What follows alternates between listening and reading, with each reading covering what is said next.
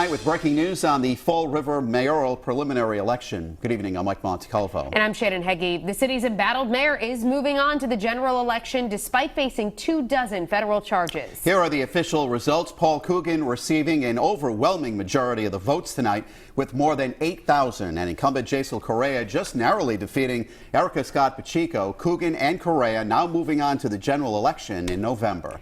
And we have a team of reporters covering the election. Political reporter Ted Nesi is standing by with analysis and what's next for the city of Fall River. But first, let's send it out to Kim Kalunian live in Fall River with new reaction from each candidate. Kim?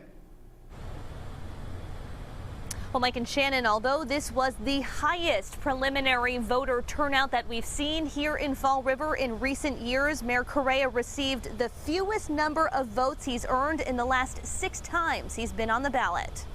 I think it was a great night for the city of Fall River. Paul Coogan celebrating the results of Tuesday's preliminary, outpacing incumbent Mayor Jasiel Correia by a margin of roughly 40%. The election unfolding under a cloud of controversy surrounding Correia, arrested just 11 days before the election. It's not what our campaign's about.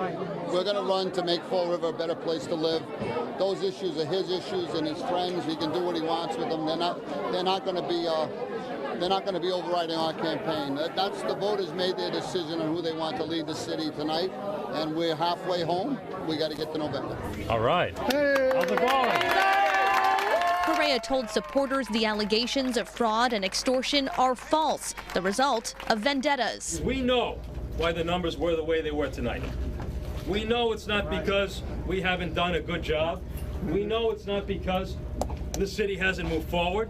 No. We know it's because there has been attack after attack after attack on the national level, to the local level, to the state level. You see it across the country. It's happening to good elected officials. And although they weren't enough to carry her through to November, Erica Scott Pacheco was still proud of the votes she earned. I think that the 2,100 votes that I earned send a huge message, especially to Jasiel Correia and those who are contributing to the corruption in our city.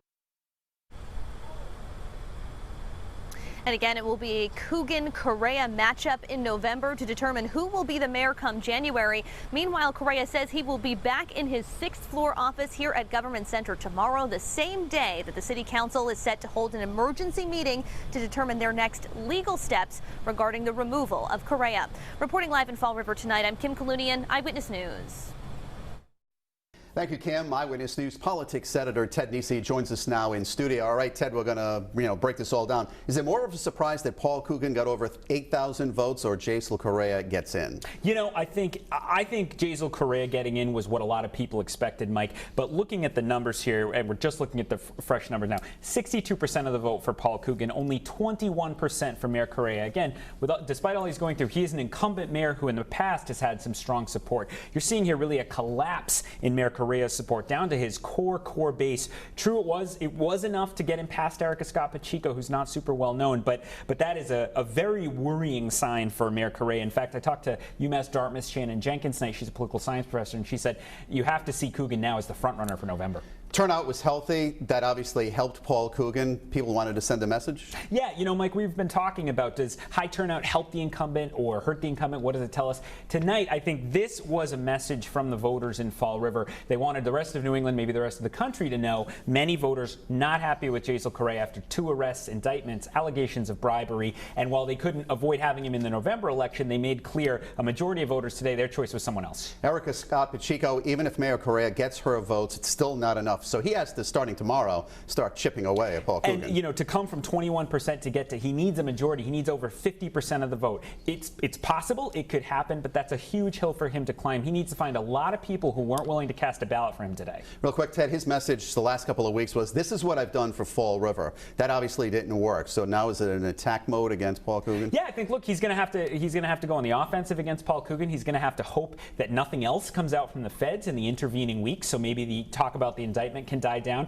And he's going to have to make the case to Fall River voters to overlook what they're unhappy about in the headlines and look at his record as mayor and decide they want to keep him despite it all. All right, Ted, thank you very much.